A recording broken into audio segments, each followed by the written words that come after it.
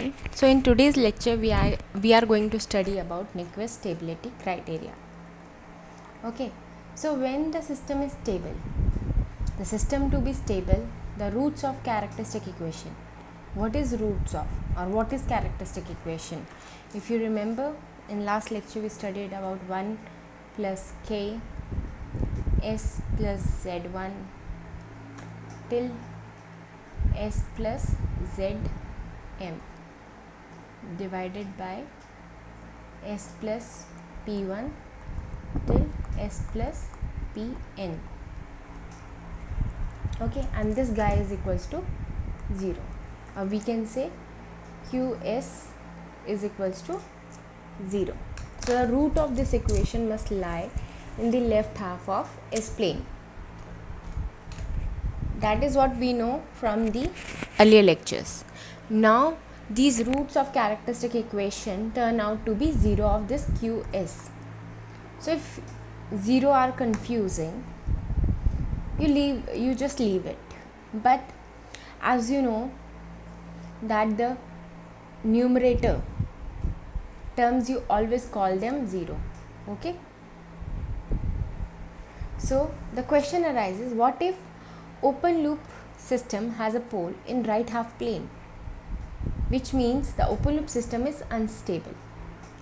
Say this p1 is at plus 1, doesn't matter, this p1 even if it's in plus 1, I can or I may have all these z1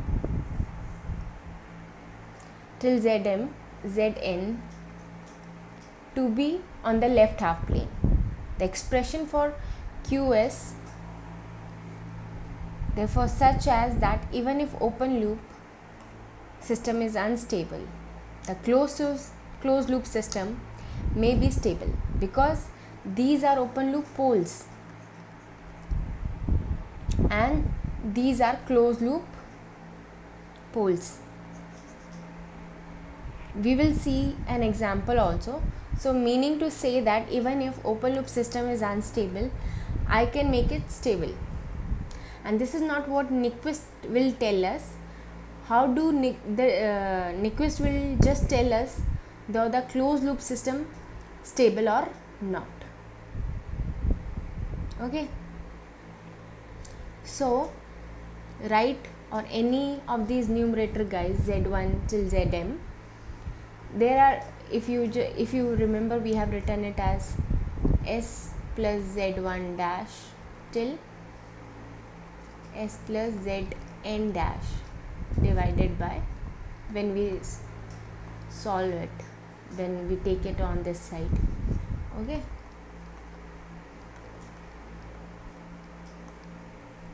so all the numerator guys, this z1 till zn dash, any one sitting on right half plane, that is what we will try to investigate, which will lead us to define the Nyquist stability criteria. Okay, so now the encirclement will come into the picture. Now the polar plot will come into the picture, and so on. So what do I investigate? I need to investigate the presence of any right half plane 0, half 0. This is again the right half 0 of qs, right? So the 0 of qs are my closed loop poles. Just you write down that, and I will tell you, I will just try to understand what it means. Okay, so it's s plus z1 dash till plus zn dash and s plus p1 till s plus pn. So I'm still talking of closed loop poles, which happen to be zeros of denominator transfer function. Okay, 1 plus gh or 1 plus kgh, which is Q. Now choose a contour that completely encircle or enclose the right half S surface. Right, so this is called Nyquist contour. Again, it is directed clockwise. If you will see, it is directed clockwise and comprise of an infinite line segment j omega. Okay, C1, which is infinity, and then an arc of again infinite radius, right? So what happened along C1, which is infinite, an arc again infinite. So what happened along C1? Along C1, what is happening is S is just j omega. If you will see, along C1, S is equals to j omega, and this C1, this line where S is all j omega, omega varies from minus infinity to plus infinity. So this one, right? So I'm starting from minus infinity all the way till positive infinity, the entire imaginary axis. Okay, now along C2, what is C2? This S equals to R E j theta, just this phasor here. Okay, again theta, what does theta do? Theta goes from here till here, right? Whatever, whichever, if you measure from here to here, this is theta vary from positive 90 to minus 90. So this means I'm taking care of entire right half plane, including the imaginary axis. Okay, now we will ask some question. First is, why do we need to define a contour? Such a contour, I just have to start from 0, go till infinity.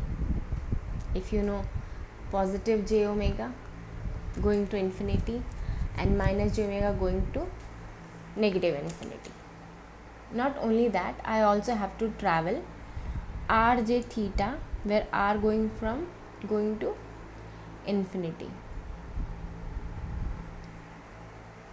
Okay, why do I do this?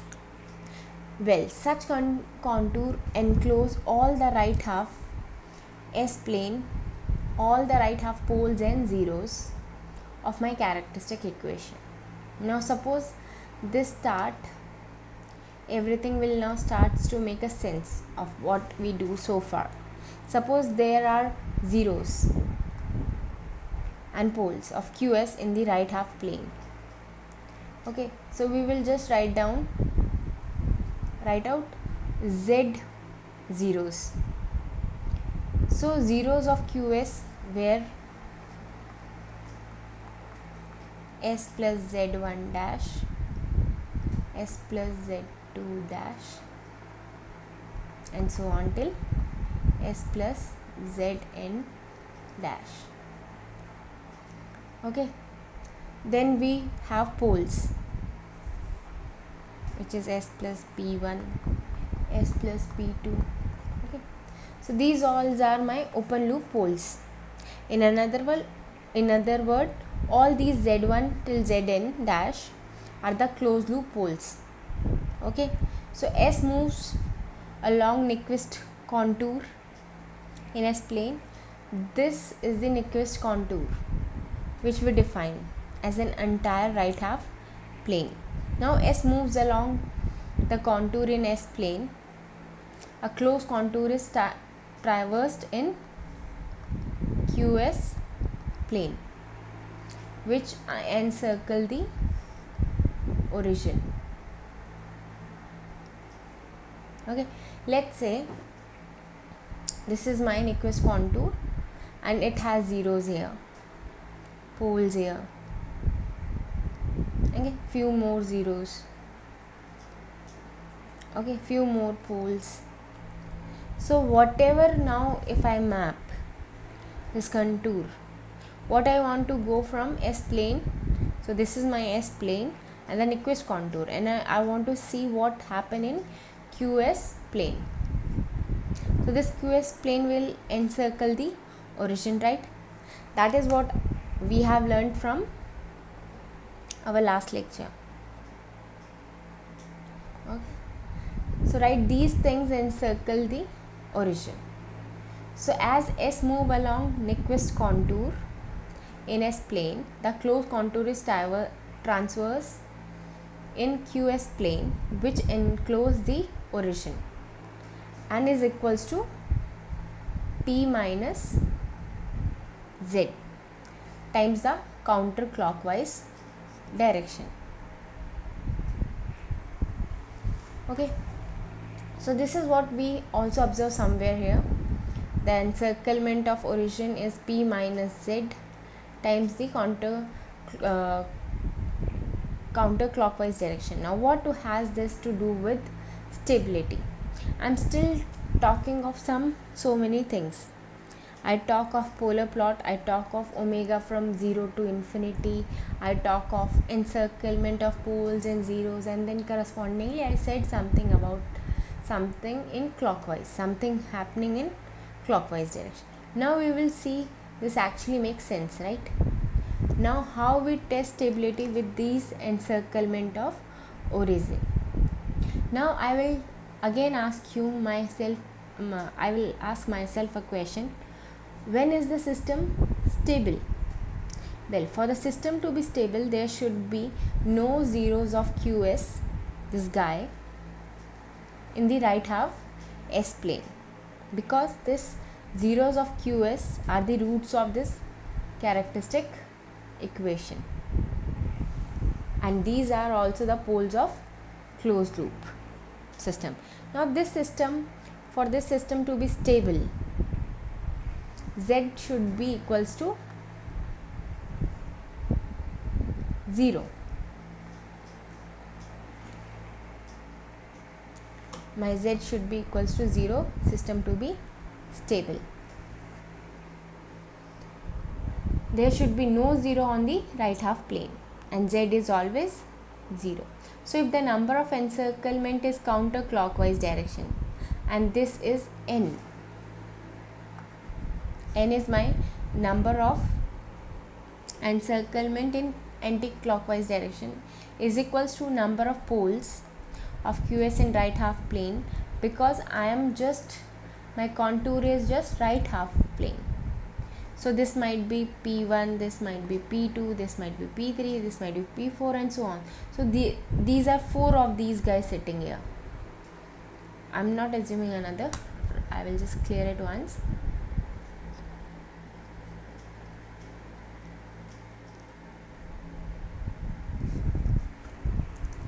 Okay, so I'm just considering P1, P2, P3, P4.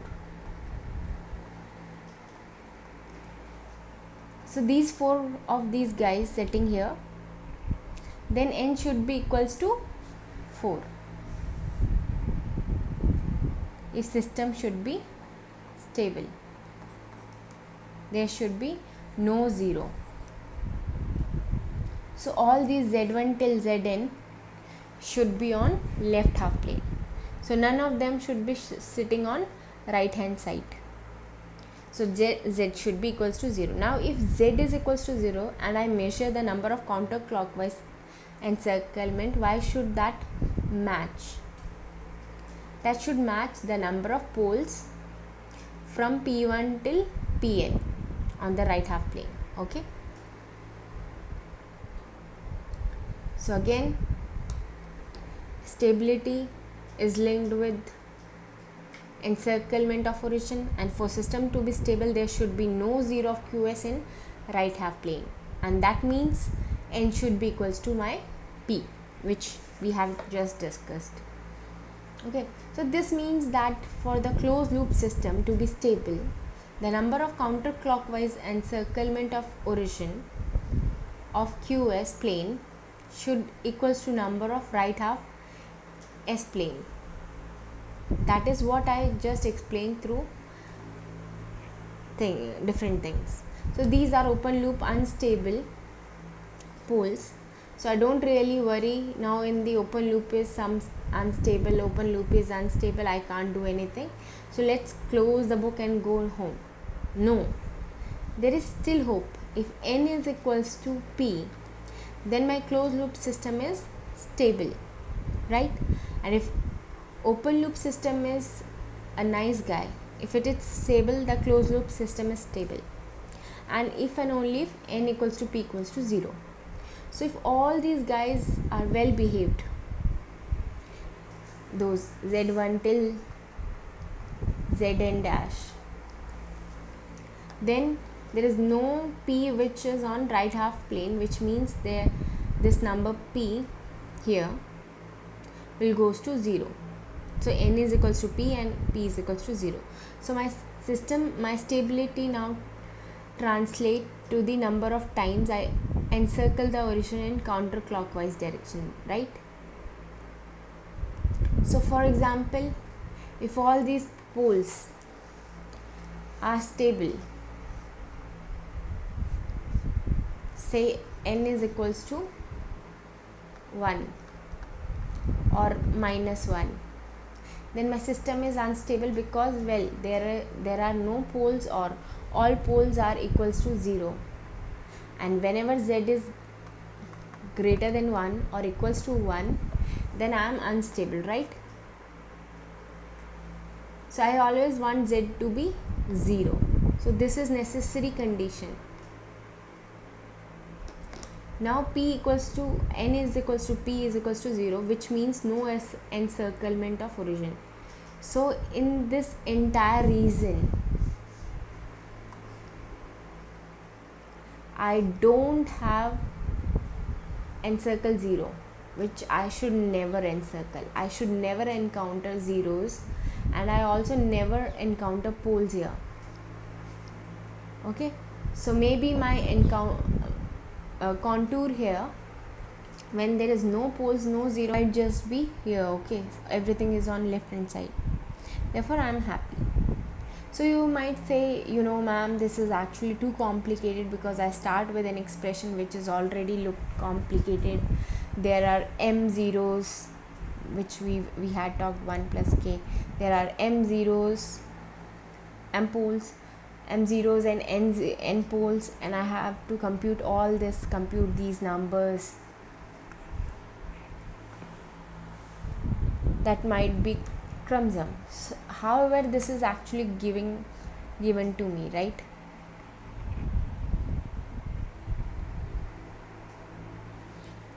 This G and H. So there are n poles, m zeros and n zero. Cumbersome. However, this is actually given to me, right? This plant is given to me, the feedback loop is H, is also given to me. What I promised you is, what I told you is that just by looking at open loop transfer function G and H, I can tell you the closed loop behavior. But no, well, I actually made you compute all these Z1 till Zn to see where they are, and then I said something to do with, Z minus P or P minus Z encirclement and so on. But we will just simplify things a little bit. This is just to again get the point which I promised you, that just by the open loop behavior I can tell the closed loop system stability. Okay, so this is my closed loop characteristic equation 1 plus GH. And I can rewrite this as QS minus 1. So this is my QS, and I'm just rewriting this as QS minus 1. Now this is complex number. Okay, just say I'm looking at 0 plus J0, some complex number, and I'm just doing minus 1. So what happened in real part? It will shift by minus 1. Similarly, suppose if I have 1 plus j2, so I'm just doing again minus 1. So what happen is, it will become 0 plus j2. Similarly, if I have just any complex number, right, alpha plus j omega, and I do minus 1, so I will just get sigma minus 1 plus j omega. So this is sigma. Okay, so this is sigma and it just becomes sigma minus 1. Okay, so if I encounter gh, this is same as contour of 1 plus gh, just that I just shift the real part to minus 1 plus j0. So I will show you a plot of this, and therefore if I say, well, you have encircled origin of 1 plus j omega, I will just clear it once. So if I say that you encircled origin of j omega, origin of 1 plus gh, this is actually equivalent to saying that I encircle, or saying a similar question, I encircle the point 1 plus j omega of gh. So I'm comparing an encirclement of region of 1 plus j omega minus 1 plus j0 of gh. So I'm comparing encirclement of 1 plus gj to minus 1 plus j0. So I will just show you a plot, right? So this is 1 plus gh. Okay, now I just shift this by minus 1 plus j0. So this is my 1 plus, this one is my 1 plus gh, and I just do is minus 1 in this, and this just shift here, which means the origin which I am interested in the encirclement, now I just do is minus 1. Minus 1 here also I have done. So I am now interested in minus 1 plus j0 all of a sudden. So therefore the origin, I was interested in encirclement of the origin of 1 plus gj, or the contour of 1 plus gj. Now I am just doing 1 plus gj minus 1. So the gh, the origin also shift here. Okay, so the plot shifted by minus 1 in magnitude. So you will see all this distance would be minus 1. All the distances are minus 1. Okay, so the encirclement of origin of 1 plus gh is equals to encirclement of point minus 1 plus j0 of gh, simple gh. Now this is easier to check because I know g, I know h, and I do not need to compute z1 all till zn dash. So now all the result n equals to p minus z of origin will transfer again to n is equals to p minus z, not of the origin but minus 1 plus j0. This will be my point of interest. So let's read the statement first. So if the contour of gh of open loop transfer function corresponds to Nyquist contour, if its encircle minus 1 plus j0 in counterclockwise direction as many number of time as right half of gh, the closed loop remains stable, everything remain stable. So it is just that the encirclement of origin now just translate to encirclement of minus 1 plus j0, and you will have this thing, right? Okay, so if open loop system is stable, again I am just rewriting all these things which I said, then the closed loop system is stable if the contour do not encircle the minus 1 plus j0. Earlier I said open loop was stable, then the closed loop system or the closed loop system contour of plus 1 plus gh should not encounter, they should not encircle the origin. Now you say, well, if open loop system is stable, the contour of GH should not encircle the point of -1 plus J0. Just origin control C and then this control V. Okay. So to summarize all these things, we will just show this statement of Nyquist stability criteria, right? So I am just interested in -1 plus J0. Okay. Let's summarize with the help of an example. Consider a feedback system whose open loop transfer function is this guy. Now this is similar polar plot which we have done in polar plot lecture.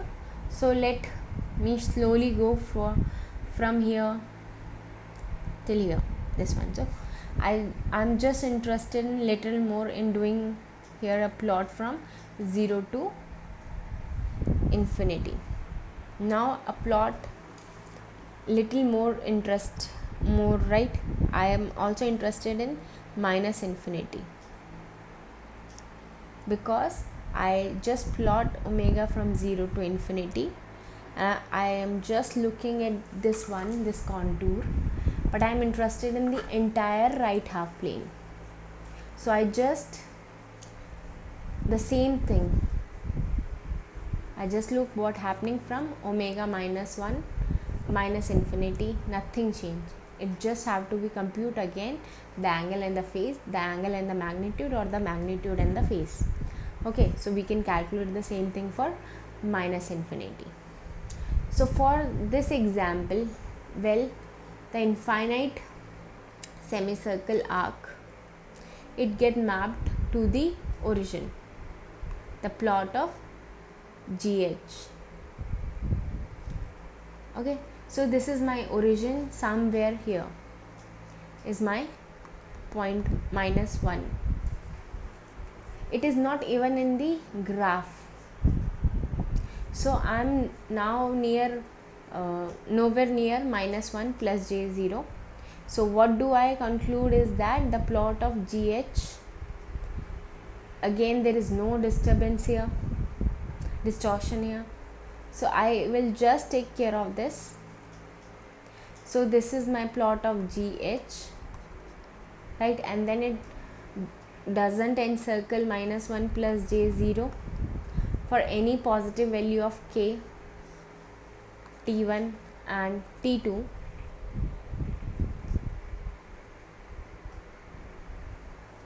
Okay, so therefore N must be P minus Z. Open loop system is stable, therefore P is 0, Z should be 0 for stability, therefore N should be 0, that for point -1 plus J0. But if you look at here, I am really far away from -1 plus J0, therefore my system is stable, right? So it do not tell me still how I can make a closed loop system stable. I can do it always. None of those questions are answered. Just that, well, I can make or I can start from an open loop unstable system. Nyquist will tell me, well, it's closed loop stable or not, right? Just by these plots. So the polar plots start from 0 to infinity. Here I am even going from 0 to minus infinity. What is the only little change? But nothing changed in the analysis. So what we learned so far is the polar plots. We just started to define for ourselves the notion of stability in frequency domain, leading to Nyquist stability criteria. Did a couple of example, and next we will do some special case of Nyquist criteria. What if I hit a singular point? What if there is a pole on imaginary axis, thing like that? And then we will also define. So now everything was to do with -1 plus J0. How far I am from -1 plus J0. So we will define relative stability in frequency domain and introduce the concept of gain margin and phase margin. Okay, so that's all for today's lecture. Thank you.